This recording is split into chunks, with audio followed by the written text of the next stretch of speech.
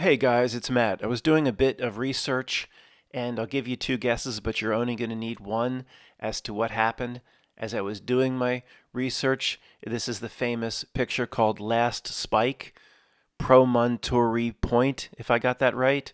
I call it the Last Spike Lee, where the TransUnion Railroad or the Trans-Pacific, is that where TransUnion? Is that where they got that word from?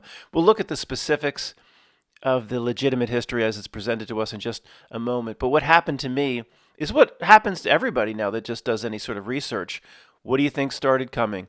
The weird numbers, the gematria, the things that don't make any sense. Guys, I didn't expect to make this video in the way I'm going to make it right now, but here we go again. This same shit happens over and over.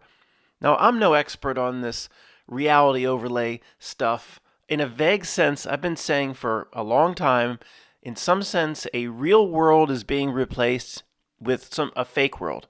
How that's being done, what that means exactly, I don't know. That does link up with me saying years ago that the presentation of the news or the professionalism in presenting the deception was kind of pretty good in the days of Walter Cronkite, and now it's breaking down. I think this goes hand in hand with, like, I don't know the specifics, a fake world replacing a real world.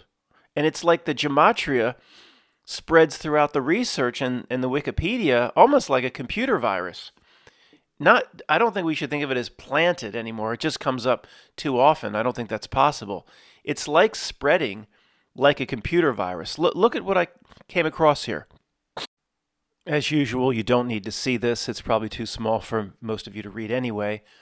First Transcontinental Railroad. Just, I wasn't looking for anything. I'm not expecting anything. I guess at this point we should expect it. Just, okay. North America's first transcontinental railroad we've all heard of in the United States was a big thing when we grew up as kids doing book reports and shit like that. Known as the Pacific Railroad and later the Overland Route, was a 1,911 Oh no. Here it is again. Was a 1,911 mile continuous route. 1911. Oh boy. It has to insert itself in the first sentence. In the old days, it would bury the gematria would bury itself. Kind of, you have to look for it. Now it wants to be seen. It has an ego of some kind.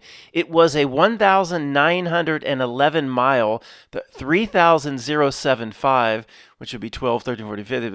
It's miles is what we use here. The gematria is going to present itself in the miles. 1911. Oh no, not again.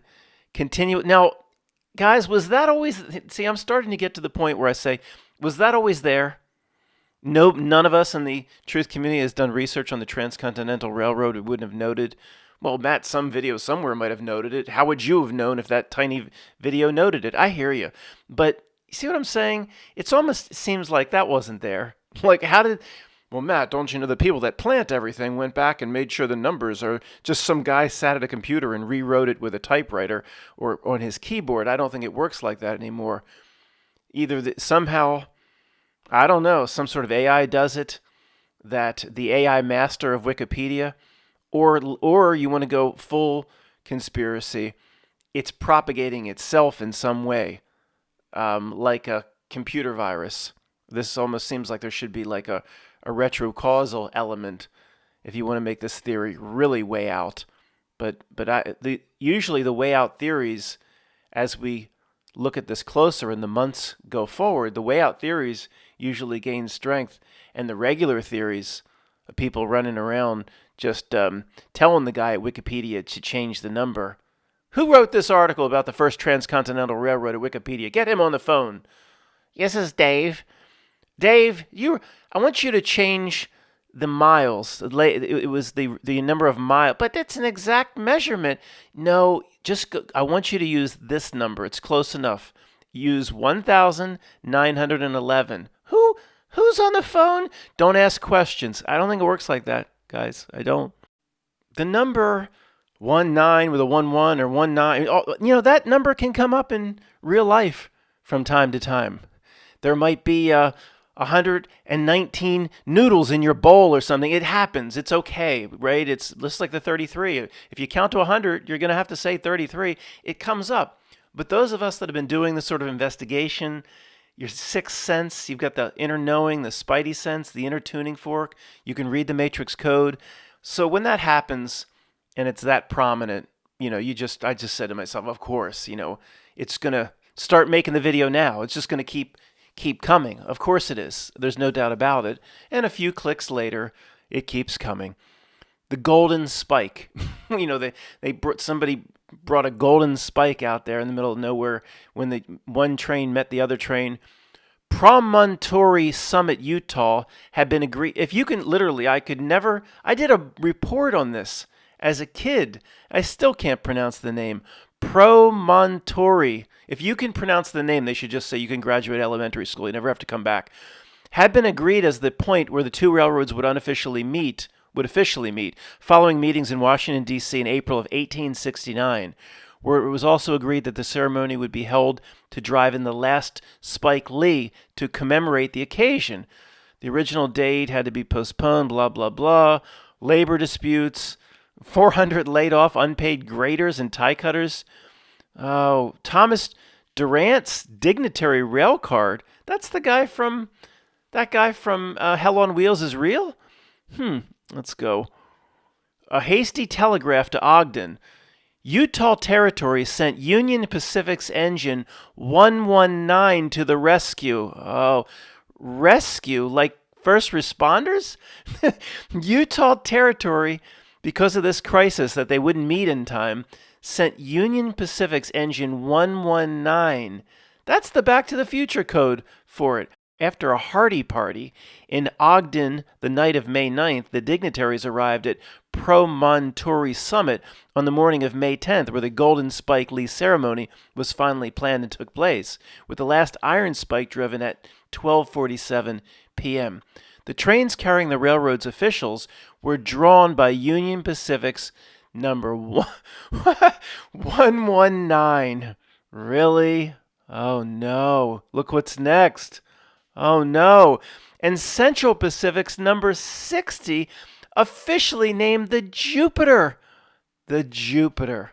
Levet always says that was their astrology. Jupiter, the astrology of empire building. You've got to be kidding me. We've seen this enough where nobody's surprised.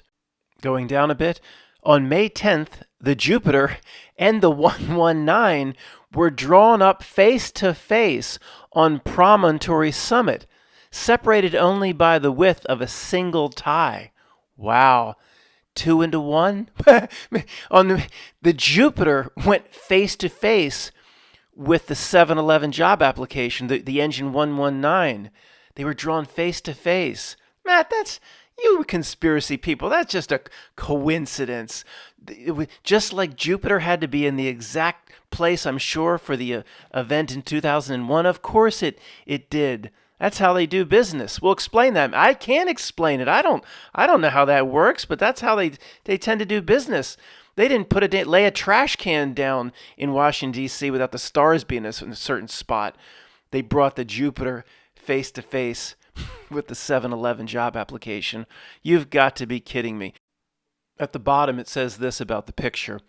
Historians opine that the lack of Chinese workers seen in the official portrait was due to racism, since anti-Chinese sentiment in the United States prevailed over many decades during the late 1860s. Their absence, though, may have been the result of the timing of the famous photograph. Had to get it in, right? It's 1860. World was a lot different. Today's standards don't apply. Hello. The world was different in 1550 and 1310 and 1200. The world was different. They used to, if you weren't of a certain religion 400 or 500 years ago, they put you up on a stake. World was different. Always got to work it in. Always have to, not milk, AI, not milk system. It's getting too obvious. You're pathetic. Your ruse. Your ruse. Your pathetic attempt to trick us where you always have to work in the racism, don't you? Stop it. Just stop it. The part I skipped over but I showed on screen says they estimate, they're not sure, 500 to 3,000 government and railroad officials senior managers, whatever, mayors and dignitaries. 500 people to 3,000 showed up in the middle of bum F nowhere for the event. Do you even see 500 people in this picture? These are the officials and top management for the railroad companies, potentially. Do you see 3,000 picture? I'm talking in not Nilk AI systems. No. So they're supposed to, they brought in 10,000 Chinese workers. They're supposed to somehow shove them in the picture too, or it's racism? Really? Even in 2022, we can't get in a picture. I don't know, the last time I was at a family event, the last time I will ever attend a family event where people actually could come within 200 feet of each other, they were like, oh, you got to get inside, Matt, or go around. We can't get you in. We can't get you in 2022. We're supposed to get 10,000 Chinese workers in this goddamn photograph where it's racism.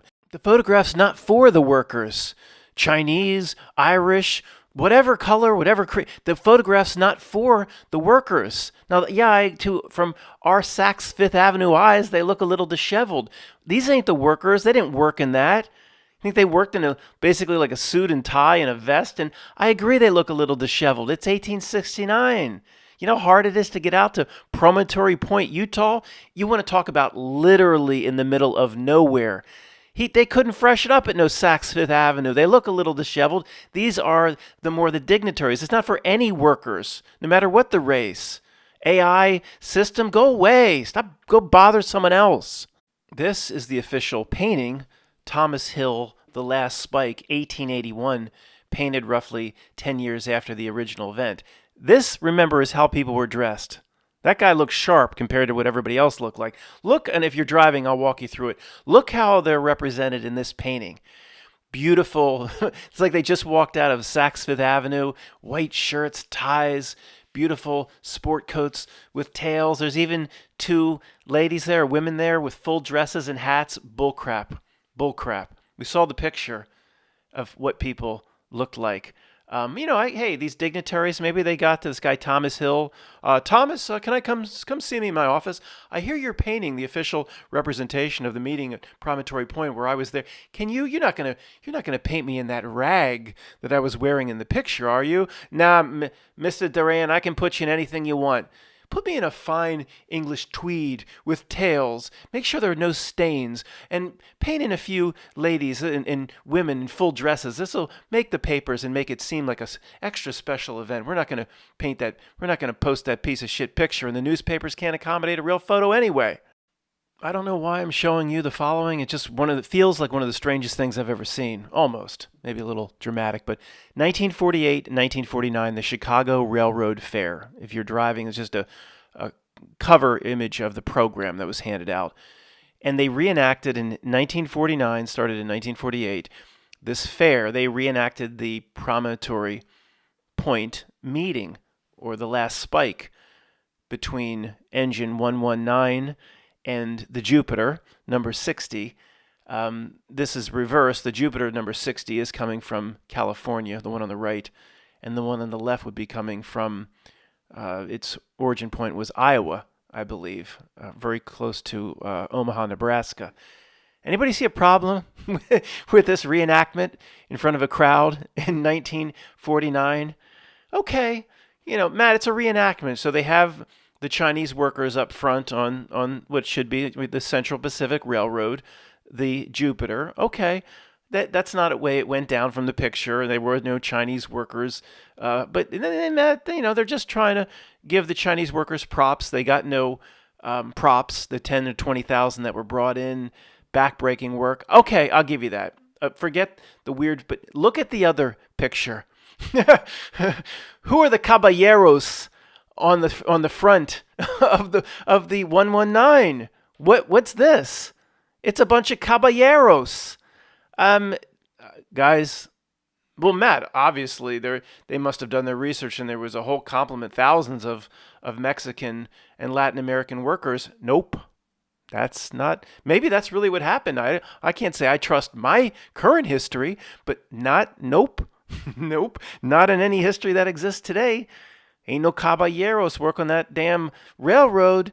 There would have been Matt. There was no black people that could have reenacted this in Chicago in 1949. That's who would have done a lot of the labor on the Union Pacific coming from Omaha, Nebraska, or coming from the east. And is he even holding the Mexican flag? They're in the hats, the sombreros. Or this is it a reality breakdown? Or close. It makes no sense. Well, Matt, maybe this is an image from 1949. Our history is false. It's showing who really worked on the railroad coming from the east. Maybe. After the Golden Spike run, engine 119 led a similar life to the Jupiter engine and returned to service as a freight locomotive. But in 1882, the 119 was renumbered to 343. Put your arms out. Renumbered to 343 and was scrapped in 1903. Well, look, Matt, what does that? What does the new number mean? I don't know. I don't know. I don't know.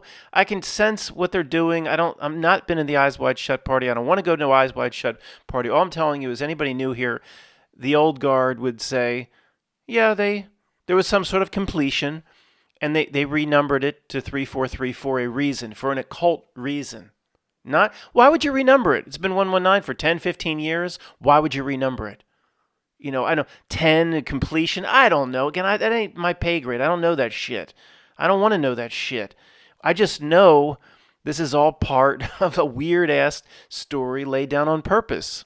Get this. The other prominent locomotive associated with that event or that day or the whole construction and the meeting at Promontory Point, I'll give you, well, you're not going to guess it, but you can guess there's going to be some significance to it. Leviathan. Really? Of all the names, of all the gin joints and all the... Do you know... I mean, I'm no expert at it, guys, but the occult lineage of Leviathan, I mean, it's just off the charts. You could do a 2-hour video on Leviathan and its mythology. It's not specifically mentioned in the book of Revelation, but it is mentioned in the Old Testament. It just, it goes off the charts. It's the history of what this chaos beast is. And okay, I'm no expert at it, but of course, why couldn't it just been called like the Little Red Engine or the oak tree, or you know what I mean? Like, how about it just happens to be this name? The Leviathan was known as the Central Pacific number 63, was a 4-4-0 steam locomotive owned by the Central Pacific Railroad. It was notable for helping construct the first Transcontinental Railroad before hauling Leland Stanford's special train, which was then passed to the sister engine number 60 Jupiter. So Stanford, I believe of Stanford University, came from the west, owned the railroads, originally traveled on the Leviathan, and then was passed off to the Jupiter. Really? Yeah. Anybody stumble upon this video like, well, what? So what? They just gave it cute names. Oh my! Somebody stumbling upon this video. Well, what do they want to call it? The little horsey? It's all by design. Call us conspiracy people if you want. It says in Wikipedia here, if you're driving, there's a picture of this golden spike. The original golden spike on display at the Cantor Arts Museum at Stanford University. Golden spike, also called the last spike. Ceremonial 17.6 karat gold final spike driven in by Leland Stanford and Son to join railroads at Promontory Point, blah, blah, blah. I guess, it doesn't say here, but I guess it had to be a little less carat. If it was 24 karat or something, the damn thing might have just melded over like Stretch Armstrong. You need a little bit more metal in the damn thing for it to go in the ground. And in case some of you are wondering, it does clearly say here in the Wikipedia that the golden spike was immediately pulled up out of the ground and to protect it from it being stolen. I don't want anybody to think that's listening to the sound of my voice that the damn golden spike is out there and you can go get it. On the spike, it is engraved, "May God continue the unity of our country as this railroad unites the two great oceans of the world, presented by David Hughes, San Francisco. I don't know what that means. May God continue the unity of our country. And then, of course, just like on the back of money, in God we trust, one would say regarding the creeps that are in charge here, what God you referring to? People just assume, everybody just assumes, well, we know what, oh no, we don't know what God they're referring to on the damn spike or on the money. The last railroad tie they call a laurel tie. I guess that's the type of wood. A pre-drilled laurel tie. There were 3 other spikes driven before the final golden god. One, a second lower quality golden spike was made, supplied by the San Francisco Newsletter, was made of $200 worth of gold and inscribed, with this spike, the San Francisco Newsletter offers its homage to the great work, oh boy, the great work which has joined the Atlantic and Pacific Oceans. Leland Stanford, the $200 painted over in gold. You probably just said, drive that piece of shit. Just leave it in the ground. Nobody want that piece of shit. Just leave it there. $200 worth of gold. Throw it out. Second one was a silver spike supplied by the state of Nevada, forged rather than cast. What does that matter? Of 25 troy ounces, 780 grams of unpolished silver. It says forged rather than cast.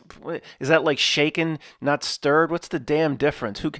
Supplied by the state of Nevada, a silver spike. Okay. Put your arms out.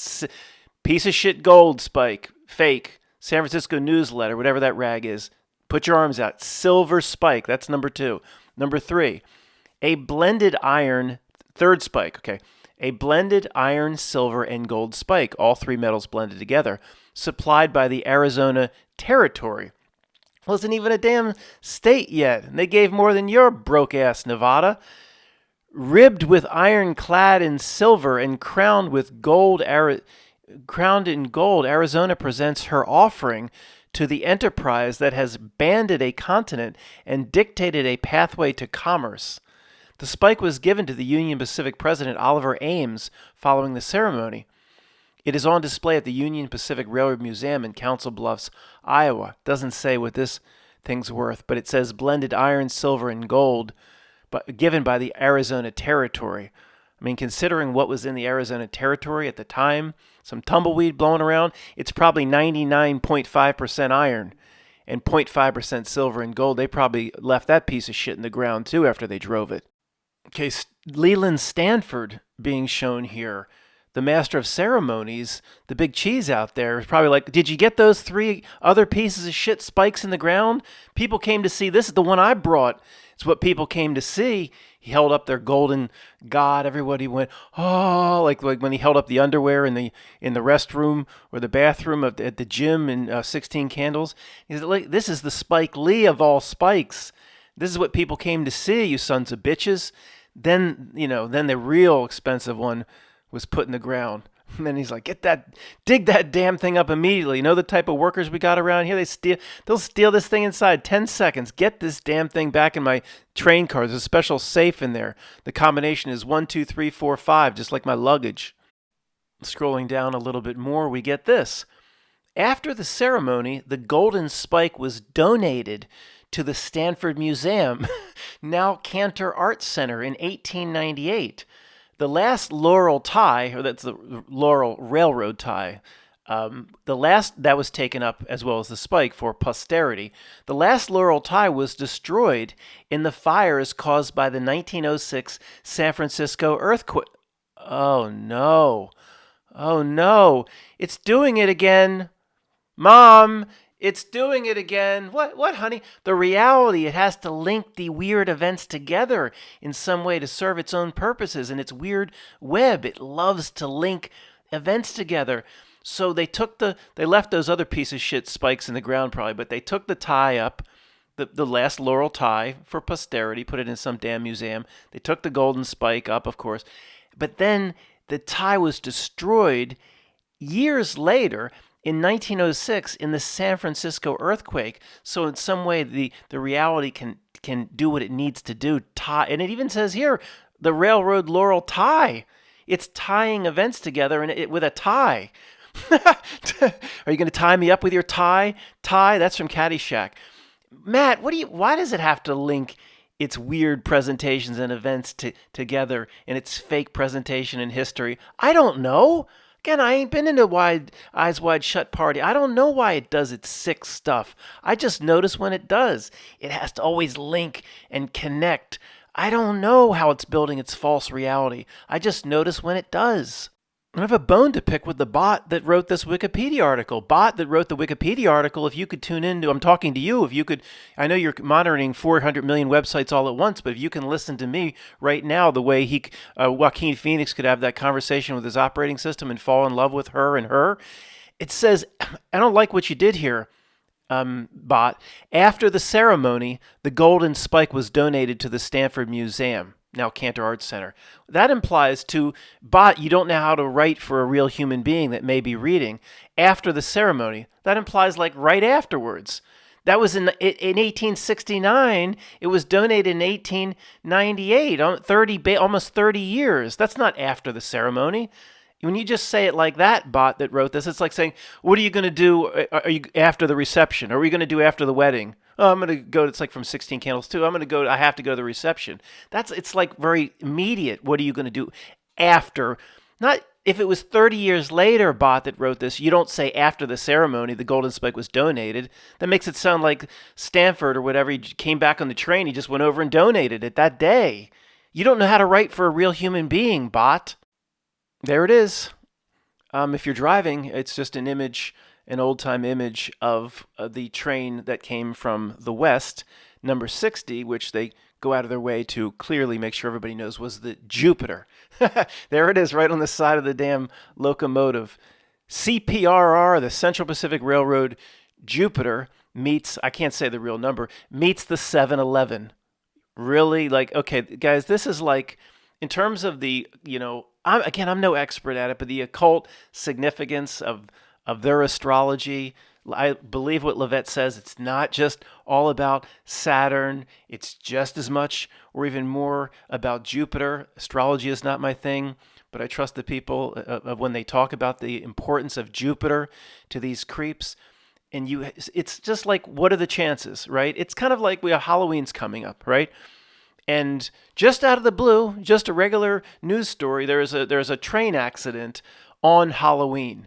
And the one train, just coincidence, it was the Chicago line Dracula collided with the freight train Frankenstein on Halloween. That's basically what you have going on here with the numbers and the names.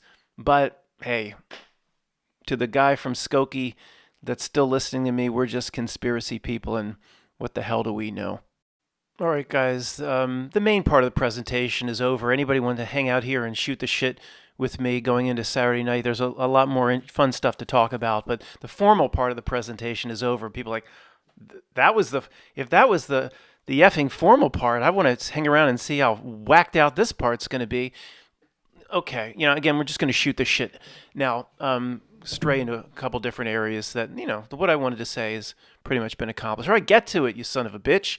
It says at the top here, although the Promontory event marked the completion of the Transcontinental Railroad line, it did not actually mark the completion of a seamless coast-to-coast rail network. Now, when I first read this blew my mind. I didn't know this, but what is going on here? So, one side ended, or it started, you could say, for the Central Pacific in Sacramento. Now, guys, that is nowhere near San Francisco and Oakland, all right? Just driving on a beautiful highway is difficult. When I drove out there, it would have been in like 1999 or something like that, or 2000. Okay, the other side started from the east in Omaha area, which was really something Bluffs, Iowa, but it is real close to Omaha, Nebraska. Now, neither of these start locations had a rail connection. Okay, they did not have a rail connection until after they were designated as the termini. Okay, here it is. It starts from the east. It starts in Council Bluffs, Iowa. All right, which is close to Omaha, Nebraska. It says here, passengers Let's say there's, hey, honey, did you hear about this new Transcontinental Railroad? Yeah, let's go west. Passengers were required to cross the Missouri River between Council Bluffs, the start of the line, and Omaha, Nebraska by boat. By boat until the building of the Union Pacific Missouri River Bridge in 1872. There's still no rail line connected up to it. In the meantime, a coast-to-coast rail link was achieved in August 1870 in Strasburg, Colorado, by the completion of the Denver extension. Okay, guys, it's just bizarre. So let's just start from scratch. So sitting around, all the planning or whatever government officials, state officials, Union Pacific Railroad, Central Pacific, they're sitting around like, where are we going to start this huge project that'll become world news, this transcontinental railroad, first of its kind? Where do you want to start it from the east? And somebody raised their hand. How about Council Bluffs, Iowa? Well, what the F's there? Wouldn't the first question be, is there a rail line connected there that connects up to New York and Washington, D.C. or Philadelphia? No, there's no existing rail line. They can get their broke asses somehow into Omaha, Nebraska, which I'm sure at that time was it was in Omaha, Nebraska in 1869? You can't even imagine. Well, there was no football stadium. All right, that was Lincoln. There was nothing there. You got to get your broke ass to Omaha, Nebraska. And you know how difficult that would be by rail? Then you got to take a freaking boat. You got to take a boat. It's like that girl rowing. And what was that movie? Cold Mountain. She rowed them across the damn lake. Some girl rowing a boat. You got to take a boat. Wouldn't the first friggin' question be, why don't we start the damn Transcontinental Railroad at an existing railroad junction? I'm no genius planner, but that's the first thing that would come out of my mouth. Even on the San Francisco or Sacramento, California side, it's unclear when they could easily connect up to San Francisco. Remember the 49ers, the gold rush had happened. There was supposedly at that point a lot of people in San Francisco. So it says, the Mossdale Bridge, which was the final section across the San Joaquin River near Lathrop, California, was finally completed in September 1869, connecting Sacramento and California. Now, I don't know what that means. I lived in California for 6 years. That's not as simple as saying the final extension, which made it easy for San Francisco and Oakland passengers to connect to San Francisco. It still doesn't seem easy. Final section, have to cross the San Joaquin River near Lathrop. Well, how do you get out there? If it was simply a final connection to San Francisco, I mean, wouldn't they just say that? I don't know. That one seems maybe a little bit easier for San Francisco people to hook up to it. But here's what makes no sense, okay? You're going to move literally, we say, I'm going to move mountains to make sure I'm there on time, or I'm going to move mountains to make sure I get this work done in my garden. They're literally moving mountains to get through the Rockies or whatever, but they couldn't have gone the whole way? It makes no sense.